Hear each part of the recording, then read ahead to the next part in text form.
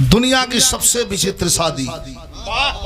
न भूसो न भूतो न भविष्यति, ऐसी शादी की कल्पना भी नहीं आप कर सकते, न हुई कभी न अब होगी। कौन शादी है? कैलाश पर्वत पर भगवान भोले शंकर बैठल बानी, गाजा भांग छान के मस्त बानी। अब माता सती अपन आवताड़ी जाताड़ी बार बार पूछो तरी काजी अखिया खोली। भोलेनाथ बड़ा देरी के बाद आंख खोलन करन सती जी से कि काहे बेचैन बाड़ू? कहे महाराज हमारा बाबूजी के यहाँ आज जोग बा, विशाल यज्ञ हो रहल बा, ये सृष्टि खाती।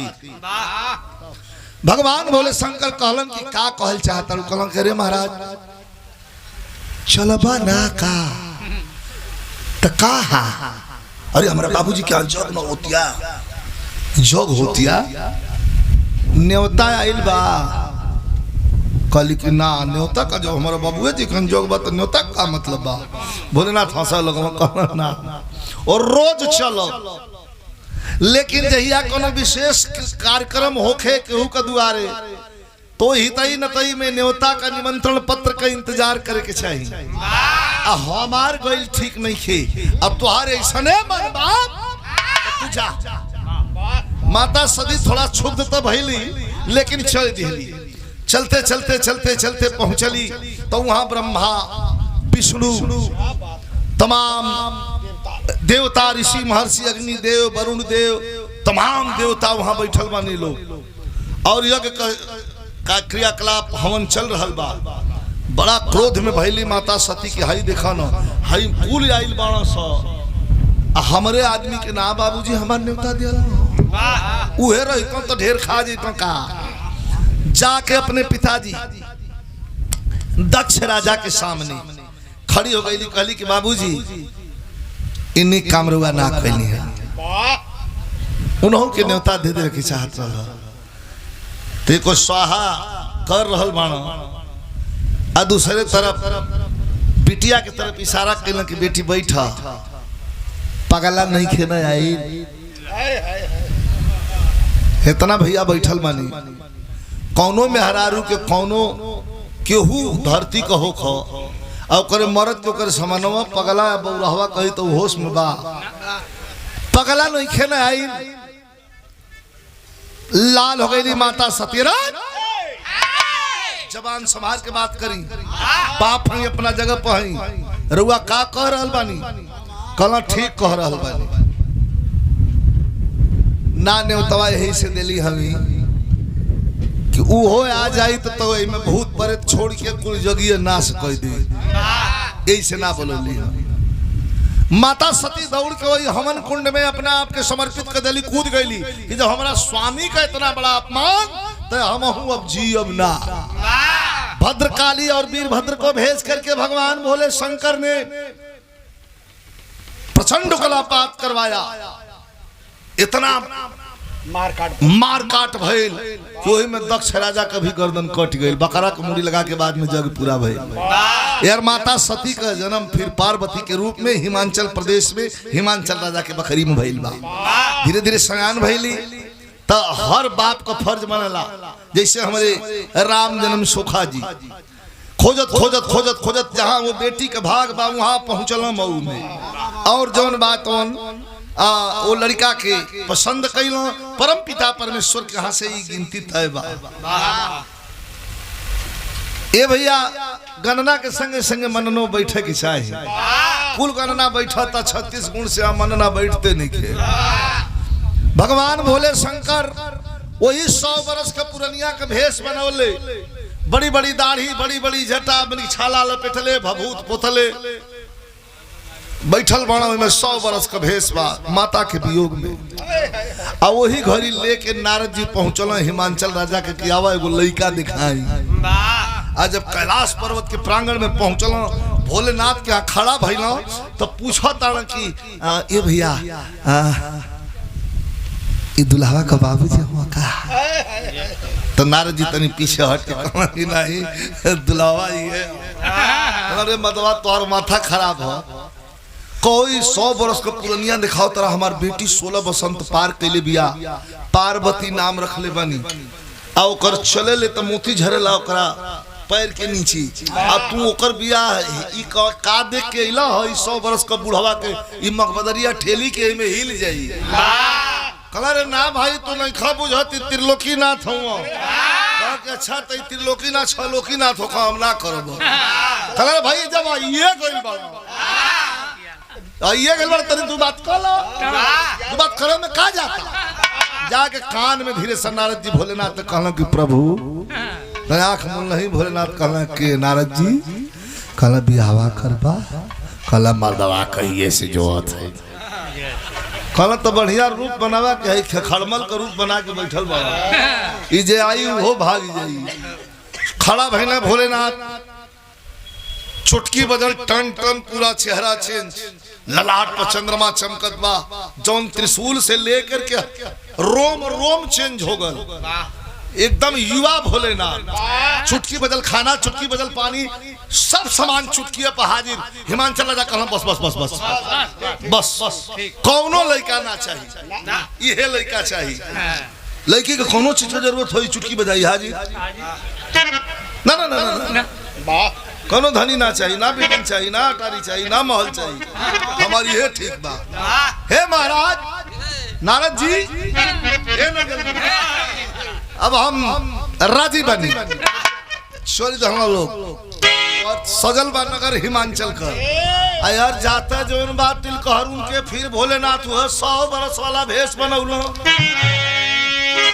भुला गई कि कौन रूप दिखौले रहे हो। 100 बरस वाला भेष बना के फिर अपन झोला में कुछ सामान उमान सरिया वाला आ सरिया के जब चल लगा तब कवि जी भाव लिखत हूँ कैसे चल।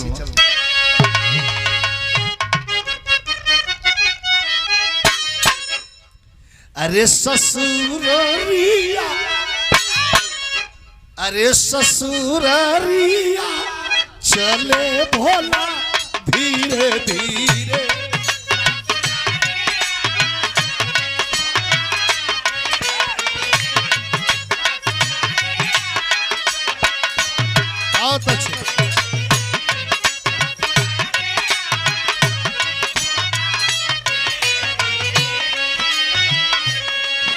ससुरिया ससुरिया चले भोला धीरे धीरे की बन के दूल्हा चले भोला धीरे धीरे।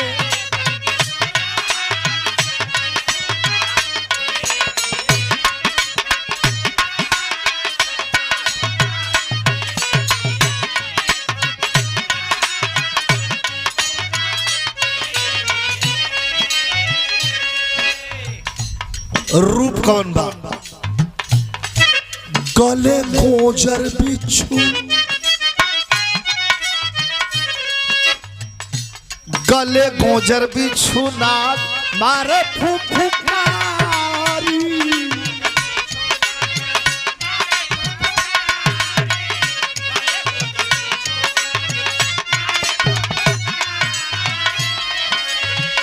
अरे बुढ़ावा बैल चले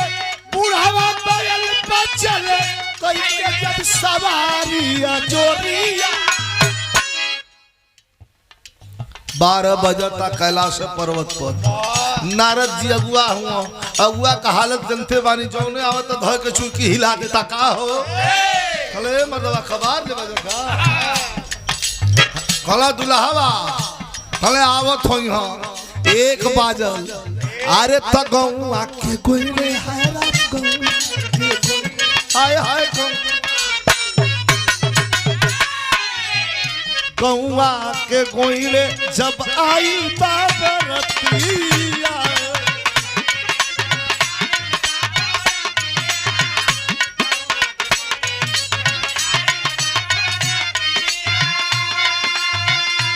गौआ के गोइले जब आई बाबरतिया पेड़वा की छाया बैठे पेड़वा की छाया बैठे सूरतिया की मस्करिया हाय मस्करिया कैले बोला धीरे धीरे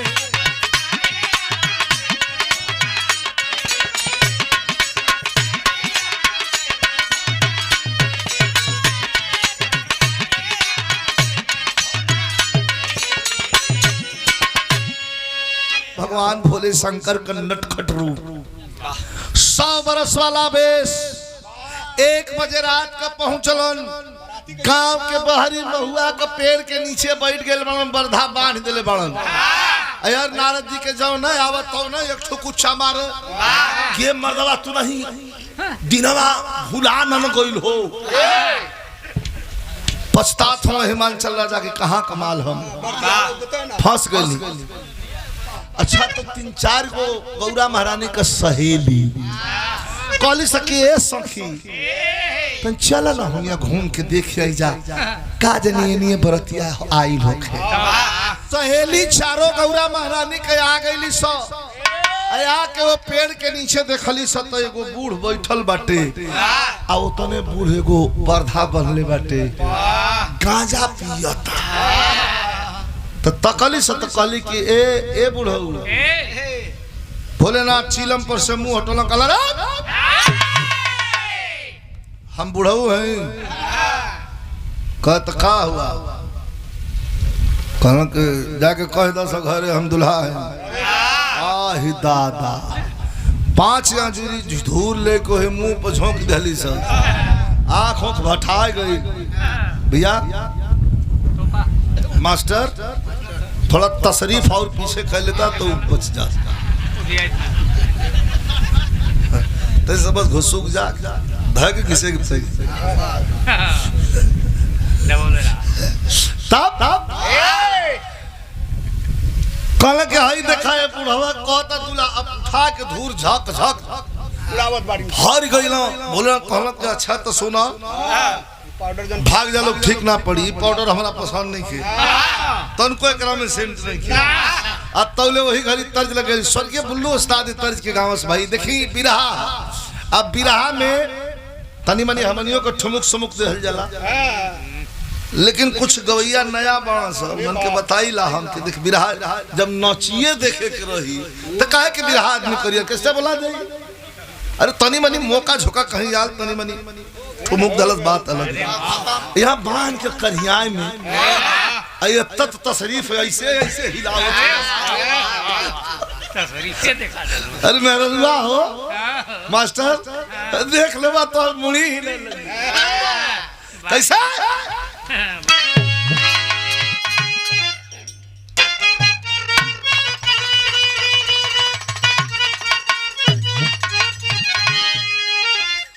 बुल्लू उस्ताद गाँव कैसे गाँव मस्त के आशा तीसवा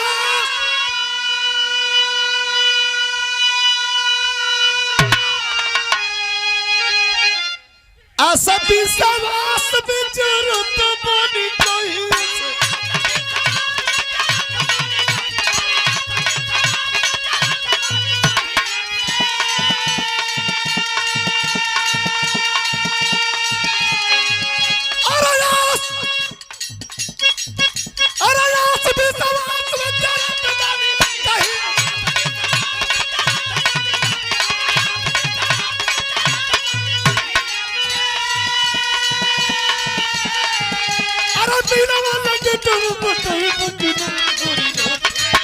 गोरी रात के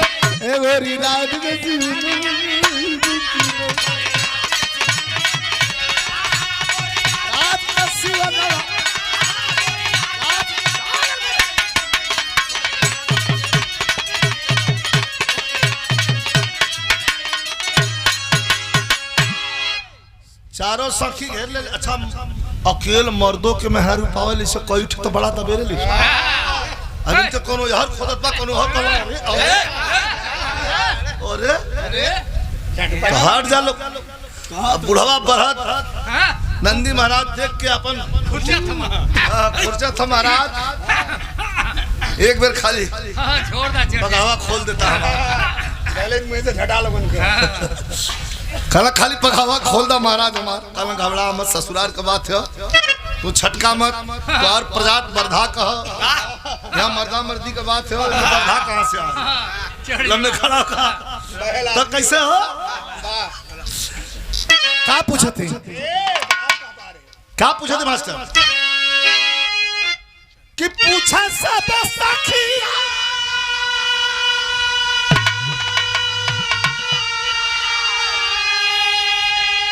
अरे पूछा सब सखिया बियाती गई अखिया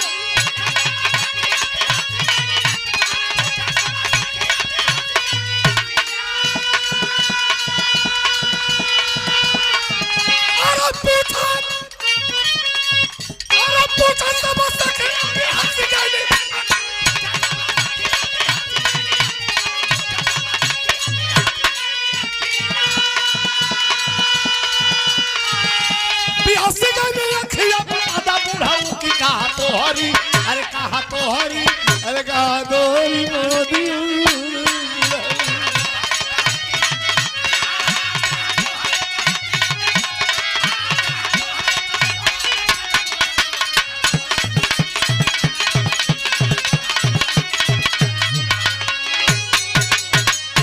कहा बारात कलर भाई खोदा समझ कहा बा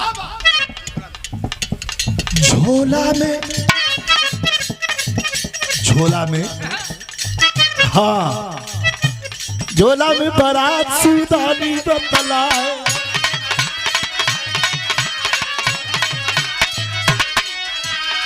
₹100 का पुरस्कार हमारे छोटे भाई युवा नेता समाजवादी पार्टी हमारे राहुल यादव जी के द्वारा ये जब बारात कहाँ बा कल झोला में बारात शिवतानी बतलाए झोला में हाँ तो दिखावा था तो पारी पारा पारा पारी पारा पारी झोलावा से भूतावा कुदा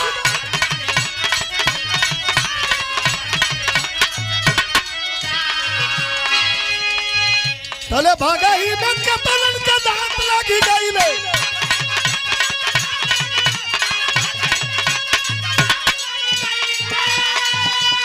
अरे भागा ही में कतलन के दांत लगी गई ले कोई अटकाना बचाला बुढ़ाऊ की कहा तो हरी बाराती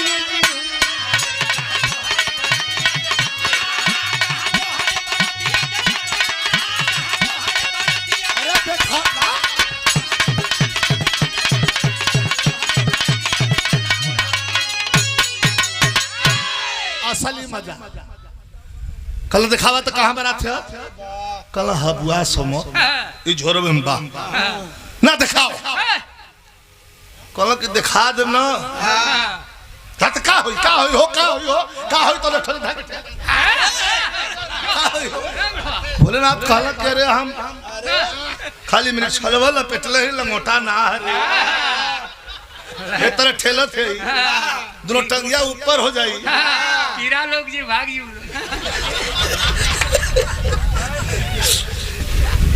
मजाक मत करा मजाक मत करा जाल कना बरात कहा कौन रह जो खोल के झोरा में से थे खाली कहला नंबर 1 ये भैया इतना बड़ा गिरल लगल बड़ है लगल फूल समय बड़ियार हो गयल ओकर मूड़ी है ना बा भर दही लिंगे ओकरे बा अरे मारा ऐसे करेगा अब तो ही देखली सो कोनो आधी टहरी गिर के बेहोश कोनो के अंगना में बिना चला था मेरा रुकुल रोत है कि लेके डरा गई सो नारद जी कहला के जाए के त मर्दन के तले हिला को चकला सन चल झाड़ फूक कहला तने सुताइल तले भूत करके फिर गोता जा अब धड़बी के धड़बा अपनी है बजाओ पहलवान अब भूत प्रेत नाचत कूदत किस्म का आज के द्वारे कपड़ा हो जाइए लोग हुआ जितना दूर उभार हो उतना दूर अनहार हो कुछ लोग ये देखा कलाकारी, गजब वाह ये कलाकारी देखिए। गजब पूरी शरीर लौकत है, हाँ। लेकिन मेन पोजीशन जहाँ वहाँ ना मन भैया ना आइए ना गजब भाई विभाग स्वरूप। हाँ। अब हमारे यहाँ जनते बानी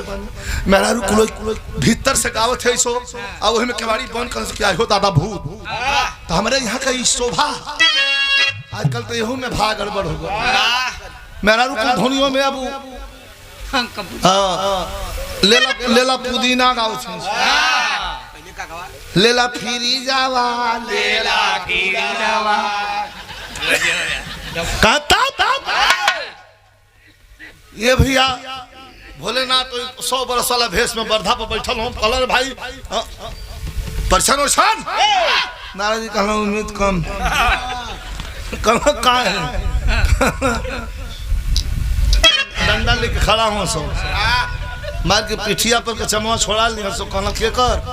कहना सबसे पहले हम तो खर मरा भल है कही तो साजी से लेके 4 बेर मरा भल अजौना था तो ये बतावे ताक के मारत है वो तो ससिया रोक लेते हैं कैसे बच जाते हैं आ तो के मर यहाँ से तो तू रहबा निश्चिंत देखा दे ढीला के निश्चिंत करके कर बैठल हुआ दे ढील करके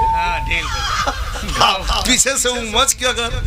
भूसा चाहिए ना चाहे केहुनी मार दा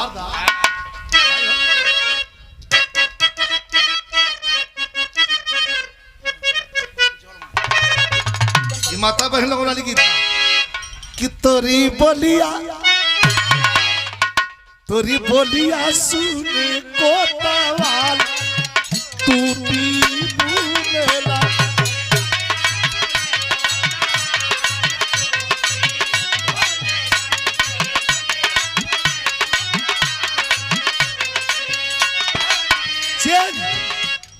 अरे भूतन परेतन कटोली सजाए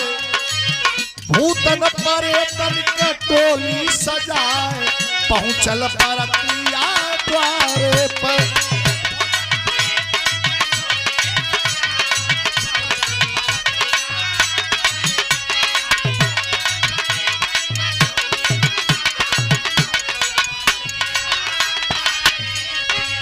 कोई लंगड़ा लूला कोई एक हाथ वाला अरे कोई कान कोतड़ रहल मत वाला कहता के पूर्व का दक्षिण जाना कहाँ पहुँचल परतिया द्वारे पर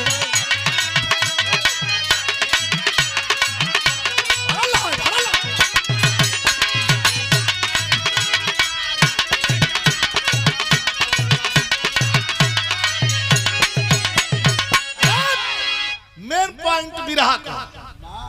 परीक्षण करे खातिर केहू तैयार नवनिया के कहल के जोरे भाई परीक्षी दे नवनिया डेरा डेरा चलल कर के हो निक दुल्हा रहेला तो लोगन गोड़ खांच देनी लोग अब भूत बात नहीं खी लोग जात डेरा चल लगल तो नौआ धाय के पहले घर से भेटलस कि जा बच के आ जेबू तो हमार हो नहीं अरे अगले जन्म में भेंट होई हम उम्मीद छोड़ दिले हैं एगो बच एक से बची तो एक ठेरेली देई दूसरका से बची तो तीसरका ठेल देई अगर तीसरका से बचे तो चौथका सोना जा नौनिया अपन हाली हाली गइल भूतन पर्यटन से पहुंचो एकाध को भूत आदम छटक जा जाके भोलेनाथ के पदरे खड़ी भइल अपन हाली हाली एक बेर जहां टीका 5 बेर लगावे के तहां एक बेर लगाउलस आ जहां 5 बेर परिचय खाली 2 बेर ऐसे ऐसे करके डराती है और ताकत कहते हमार नेग होला कल कहे उजाइल हो लियाल है व्यवस्था से चलल है झोली में से हाथ निकाल के भोलेनाथ ध्वज हमारा चमचमात हीरा नौनिया देख के गिर रखिए न ठहरा आय हो दादा ई देखही में बौरा बा ई तो हीरा दे दिहलो अच्छा दिखाई गलती करत या नौनिया दिखावे के चाहे भाई इनाम और नेक जे कहू देला तो दिखावही बदे ना और धल ललस उठा के ई मेहरारून के एक स्पेशल अलमारी कितनो कीमती सामान रही है मैं धर दिया सके वो पॉकेट मार सार के हिम्मत ना के वहां हाथ डाल दे और डालू दलस हाथ तो पिटाई बे मुरौआ जाके मैना मतारी कहली बिरहा हमार 3 मिनट 2 मिनट और बा मैना मतारी कहली राज भगा भगा भगा भगा भगा भगा भगा के निकाल से डंडा रे 4 गो लइका जवान जवान है सब निकाल निकाल के लाठी आ जब ताड़ ताड़ दुआरी पर दू बेर टन टन जब पीटल ना लाठी तब तो बुढ़वा बल पहले हां लगन बात माता फैसला सुनाती है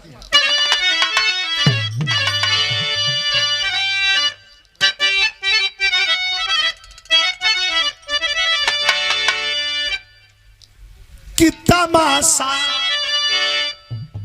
तमाशा द्वार पूजा पर भयल तमाशा द्वार पूजा पर भयल सिस्कन सिस्कन लगी भावना मैनों की तमाशा द्वार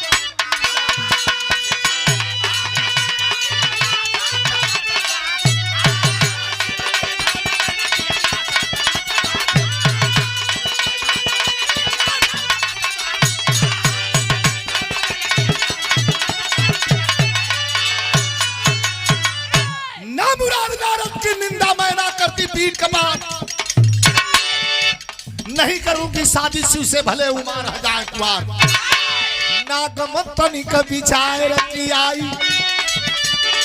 नागम तनिक विचार की आई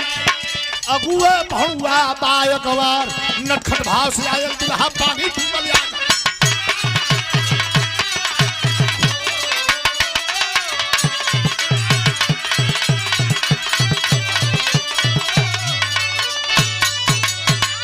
आ अंतिम बंद हो तर्ज हो भोलेनाथ के सामने नारद जी ने कहना कि अब चले के कहाँ घरे कहाँ बियाहवा मारे के फेरे हुआ सो मार दिन से चलो कला रे मर्दवा केहू आई मनाई वनाई कि अपन ही हम कोनो जादूगर ठेला में दाढ़ी देखा वाला है अइले हिमांचल राजा खड़ा होकर कहलन का कहलन यो तर्जबा देखी कितना बढ़िया भोजपुरी कल्चर हमार बा माता बहन लोग का गीत बा आ लिखा वाले के धन्यवाद बा कितना सुंदरी सिंदूर दान पर का गीत लिखल बा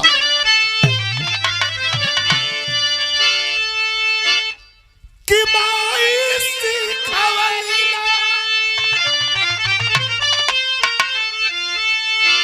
कि माई सिखवली सहुरवा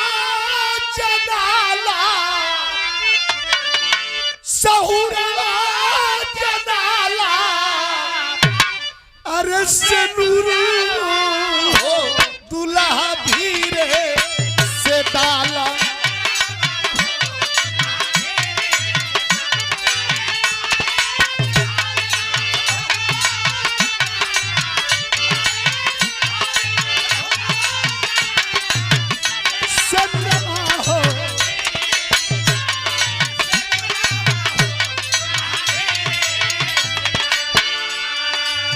चला जाए यहाँ करुणस के लाइन बा लड़की के बाप कितना हूँ बड़ा धनी होई हम होई आप हो केहू भाई होई लेकिन जरा गोद में बेटी भगवान दे देना वही दिन ओकर गर्दन झुक जाले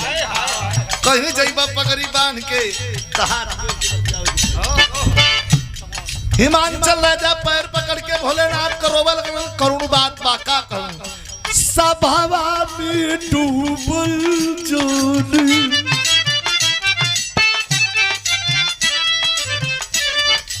सभावा में डूबल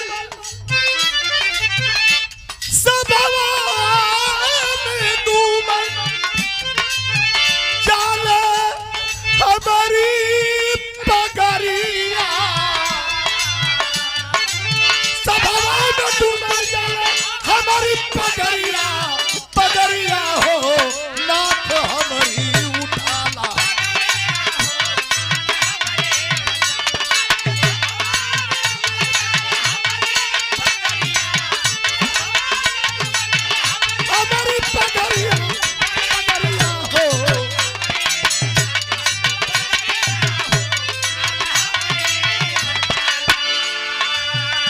सभावा में डूबल जाले हमारी पगड़िया पगड़िया हो नाथ हमारी उठाला और रोने लगलन। अरे रे रे रे रे रे अरे रे रोई मत ए महाराज हमरा रुपवा निकल लगा ला बगल चुटकी बोलना कदम रूपवा देखाए शिव जी गली जोरिया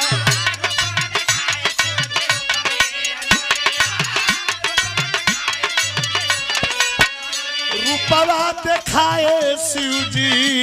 उगली जोरिया लगली भरतिया में देवतन के कतरिया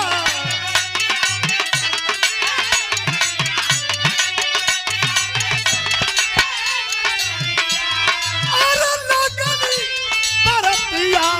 में देवतन के कतरिया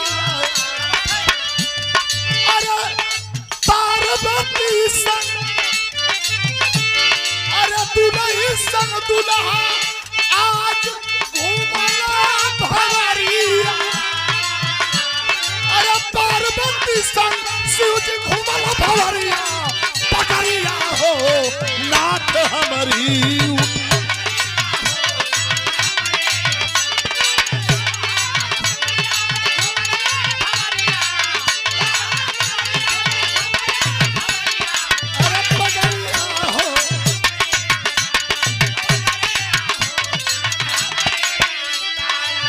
पुनः पुरस्कार हमारे छोटे भाई बाबू राहुल यादव जी युवा नेता शुभ आशीर्वाद बा अच्छा न डोली बा न कहार बा कभी कहत हूं क्यों ओढ़ के बैठी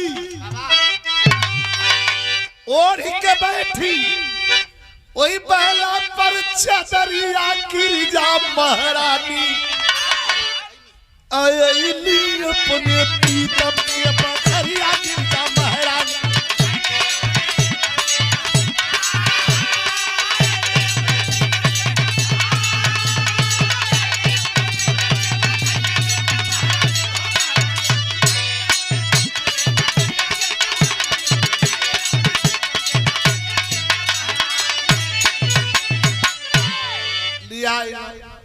बहुत बढ़िया गढ़ी वही के ऊपर एगो मड़ई लिया के में बैठा देला आ शेषनाथ भगत का पहरा लगन के तनी देखिया ध्यान 2 मिनट ध्यान विशेष तनी देखिया आ अपने गइलो त कितना दिन नदारत बाना 3 महीना 17 दिन तक शिव जी ना घर आइले हो 3 महीना 17 दिन जाके कहीं झाड़ी ओड़ी में बैठ के जाप करे लगलो आ इधर 3 महीना 17 दिन तक शिव जी ना घर आइले हो आ तब तक गिरिजा जी के भैया सारनाथ जी आइले हो शंकर भगवान का साला गौरा महारानी का भैया आ गई आके दरवाजे पर बैठल तब अरे भाई के कोई बीरना के पैरिया गिरिजा महारानी आया स्वर से भी दबाया चलिया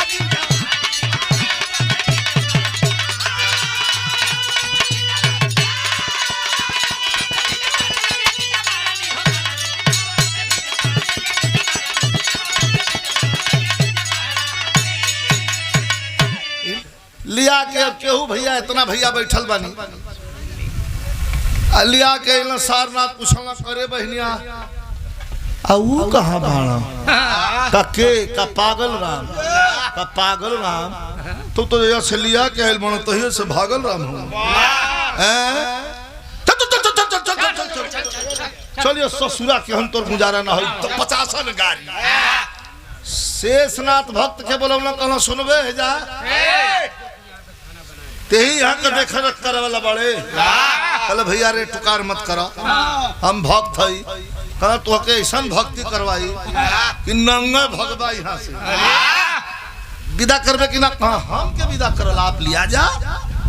लिया के चल जाना आधा डहरी पहुंचल यहाँ आतले छान भांग का गोला होके मस्ती में बम भोला वही 100 बरस वाला भेष में आके खड़ा हो गए ना शेषनाथ से पूछलेंगे का हो ठीक बा ना कहा ठीक बा ना ठीक रहल हो अब नहीं के ठीक कहला का है कह आपका साला आई रहा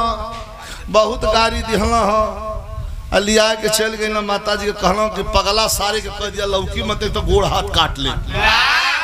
बुढ़वा बैल दुइया गोड़ पर खड़ा। अरे महाराज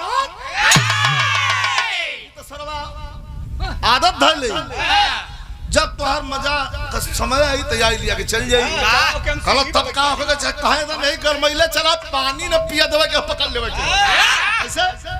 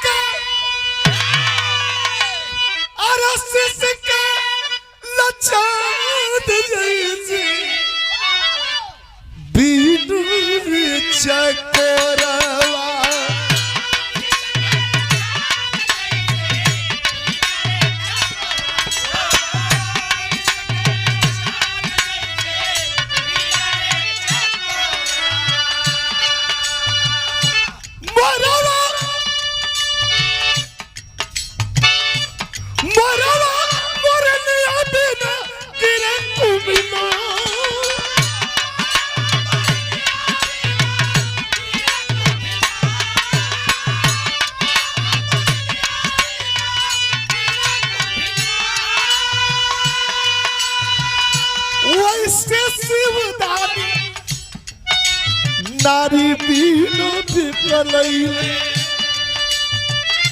वही बुढ़ावा पड़ल पर सवारी कैले जाए। अरे रहिया में जाके मृग छलवा गिरी गईले नंगा तनयाई गईले अपना ससुरा। हर गौआ का लोग बंद कैले केवड़िया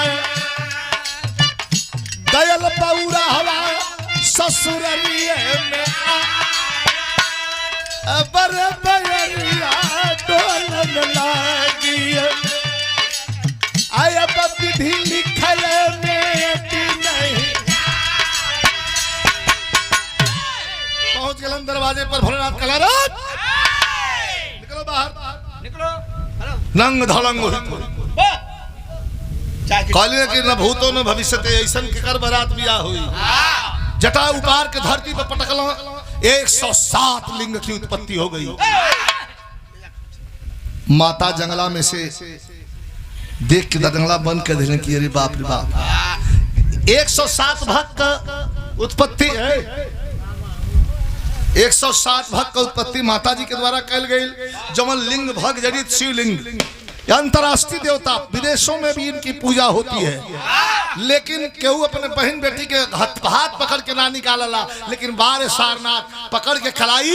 अब भोलेनाथ के हाथ में धरा के हाथ आंख मुल्ले वाला कल के हैला हैले अलिया के जाए कल आँखिया खोल के दर्शन हां तन से देख ले कला रे महाराज ससुराल का भी थोड़ा गरिमा रखले होता। कहना तुम्हारी गरिमा की हम ऐसी की तैसी लिया के चल दलन आखिरी लाइन बिरहा के। अरे पूरा भाई भी, अरे पूरा भाई भी शिवदानी के दिल का साधना। अरे पूरा भाई शिवदानी के दिल के साधना की जलती जलती बुझ गई लिया की लिया बनायल कंगना।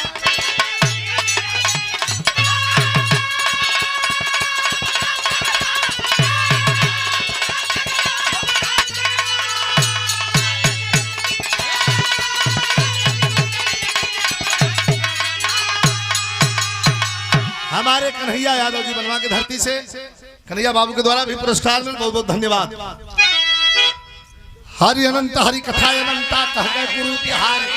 स्वर्ग चंद्रिका कवि बच्चन जी तमाशा द्वार पूजा पर भयल कि विजयी विजयी प्यारे लाल के पौरावे